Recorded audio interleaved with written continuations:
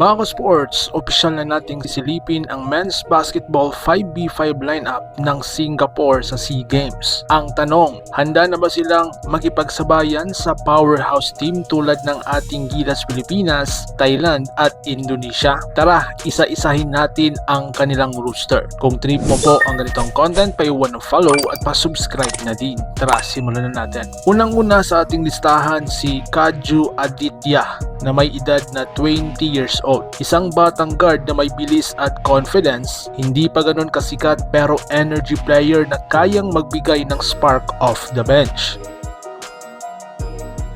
Sumunod si Reuben David Faustino Amado na may edad na 20 years old. Isang versatile wing, may kakayahang umatake at magdepensa. Isa sa mga inaasahang pang-transition game ng Singapore. Sumunod si Jelcio Hanggan na may edad na 18 years old. Pinakabata sa lineup, high upside player, malaki ang potential pero tanong dito, kaya ba ang pressure ng SEA Games? Sumunod si Jordan Junhao Lee na may edad na 19 years old. Isang combo guard na kayang mag-set up at tumira sa labas. Mahalaga ang role niya sa ball movement.